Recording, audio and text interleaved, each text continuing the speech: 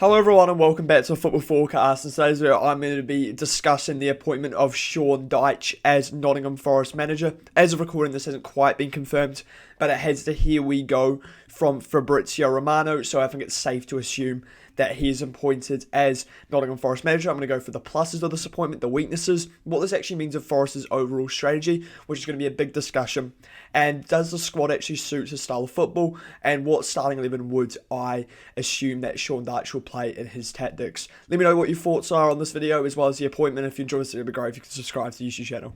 So just before I get into SEAN DYCHE, I would just like to talk about the dismissal of Ange Postecoglou. I've seen a lot of people saying you need to give this manager more time, you need to give more time. He's not a good enough manager, in my opinion, to be in the Premier League, especially not with that Forest squad. And it was an absolute mistake appointing him from the start. And it was a terrible appointment. Getting rid of Nuno, and look, Nuno had some off-the-field issues. We know this. Then get a manager similar. And I'm going to discuss who I maybe have got instead of SEAN DYCHE. But this whole Ange appointment has really, I think, screwed Forest in terms of actually getting who they've got now. Because who has left the market since this? The big one was Jose Mourinho. I think Mourinho is realistic because Mourinho could go into a club in Europe. He's currently at Benfica. I would say that Forest are at a similar level to Benfica. They could have got ahead. They could have talked to him. And I think they actually could have got a manager like Mourinho, which would have suited the style of football almost perfectly. Instead, they went with Ange Postecoglou, and look, I think a lot of people predicted this to happen. This was never going to work at Forest, and I want to know who is to blame for this appointment. Is it Edu? Is it Marinakis? Who is actually at fault for the appointment of Ange Postecoglou? And it was a ridiculous appointment from the start, and now I think it's really left them screwed as a football club, and that has resulted in the appointment of SEAN DYCHE. First of all, before we get into this, I would like to say that I think SEAN DYCHE is excellent at what he does, which is stabilising Premier League clubs and overperforming. That is what SEAN DYCHE does, and you could argue that's what Nuno does as well. I think he's a lower level of manager than Nuno. I think there's no doubt it's really about that. Dyche is a decent Premier League manager, and he's very good at what he does, as I just said. But it doesn't make any sense if you consider what Forest were talking about when they wanted to appoint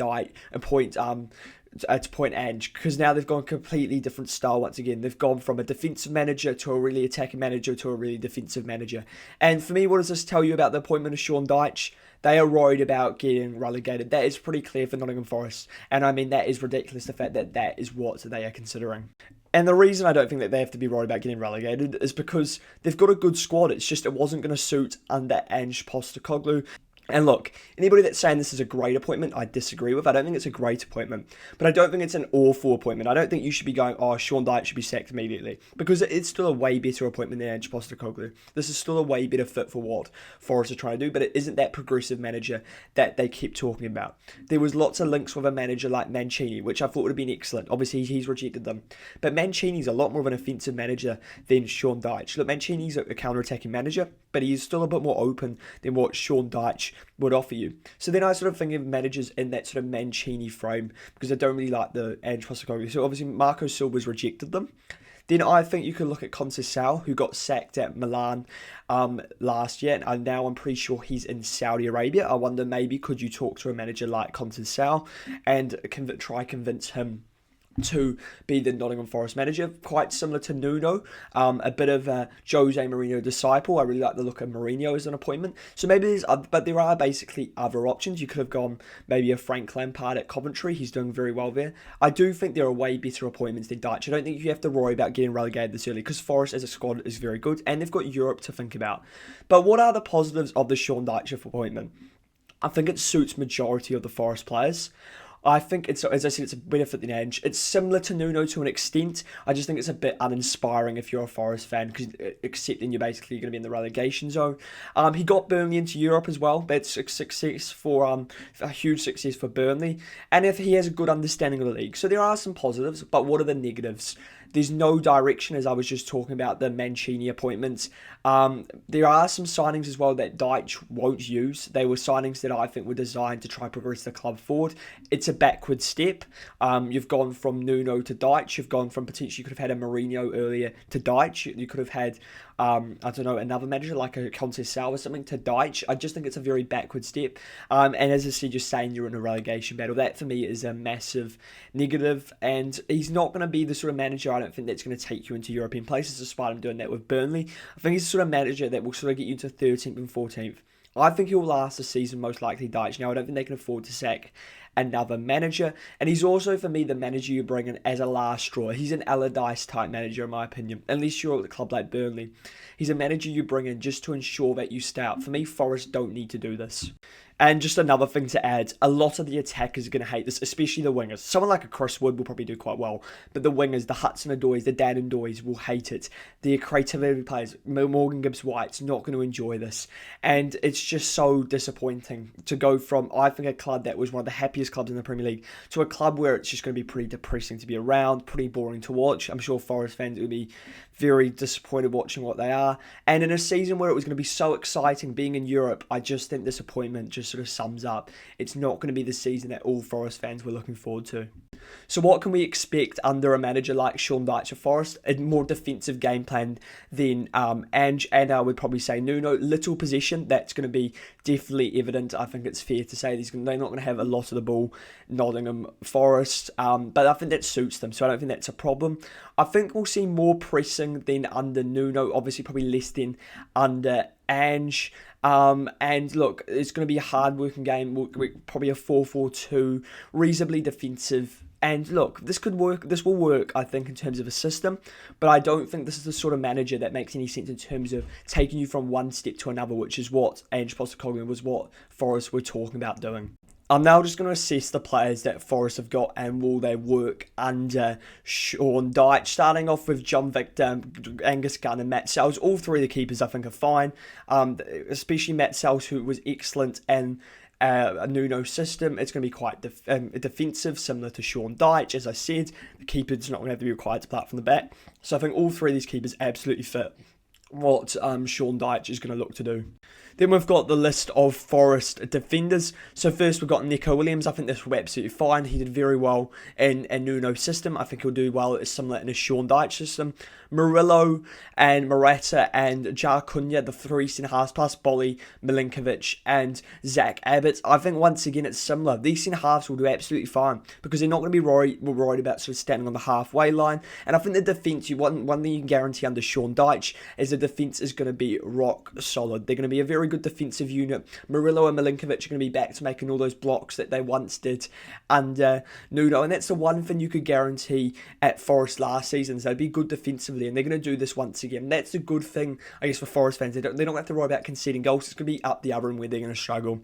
Then we've got Zinchenko. I think this is a problem for Forest because of their current injury concerns with Ole Aina. Zinchenko's going to have to play.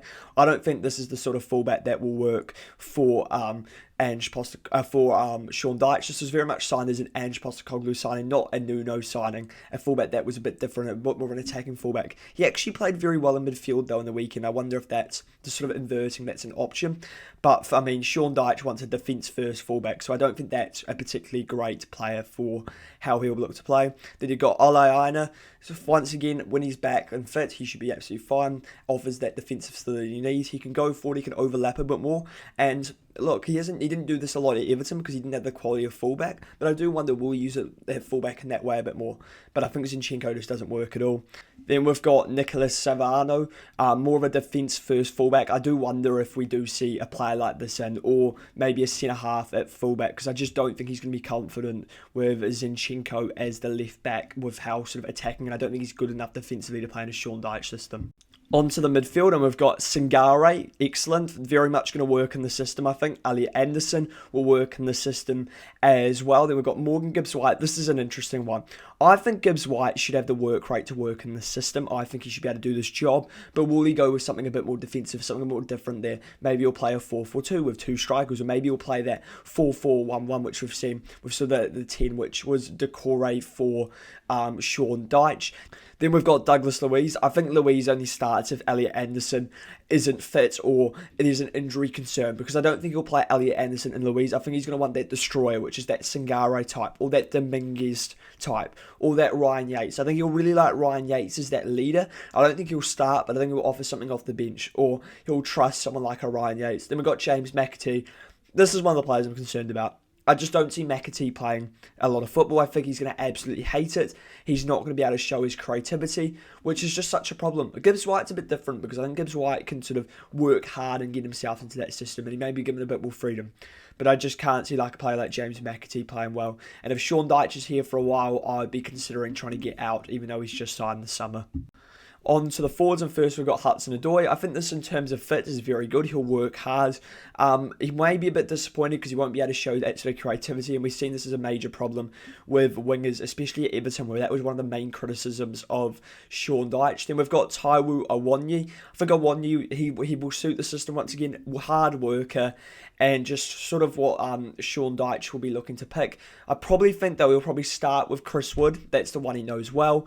Chris Wood did well in that Burnley system. Then we've got Dan Ndoye. Ndoye, I mean, he started very well. He's been disappointing, I think, recently. I think he's got the work rate to do it, and I think he probably will start once again. Then Kalamandu, I mean, this is the sort of player I'm worried about. I don't really know where he fits in the side. I think you look and you go Awoniyi, Wood, and Igor Jesus, who I think really suits the system. Very hard worker, good on the press, something that Sean Dyche will want.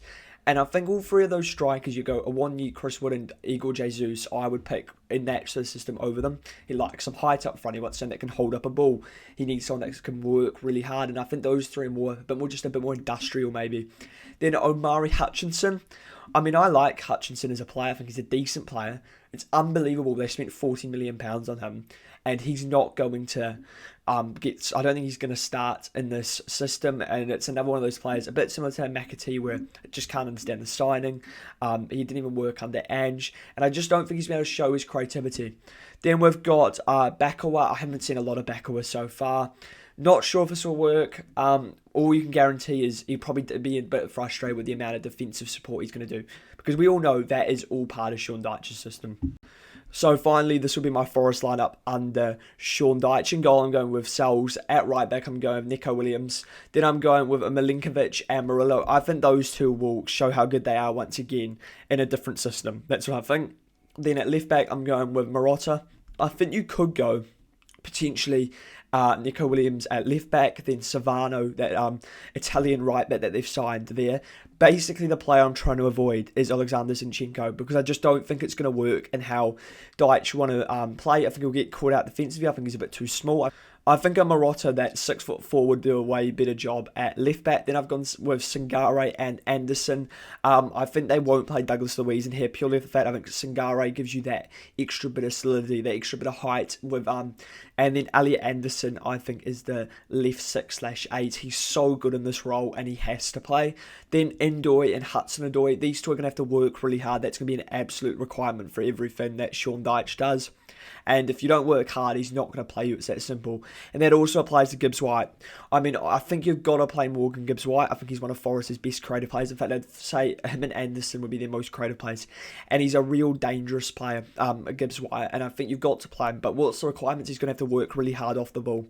He may not get the same amount of freedom to sort of create. But he did do this for Nuno, so I think it can be possible.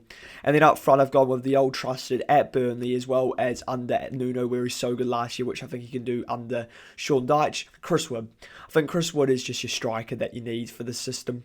You could look at an Igor Jesus. I've really liked what I've seen from Igor Jesus, and I think that's a very good option as well, but I just think he'll stick with Wood, considering how well he did under Sean Dyche. Let me know your Forest 11, and this is the end of the video. If you enjoyed this, it would be great if you could subscribe to the YouTube channel. What is your opinion on the Sean Dyche appointment? Do you like it? Do you think it's a crap appointment? Or are you sort of where I am? I think it's a decent appointment. It's just a bit uninspiring, and I don't think it's going to take Forest to that next level. If you enjoyed this video, it would be great if you could subscribe to the YouTube channel.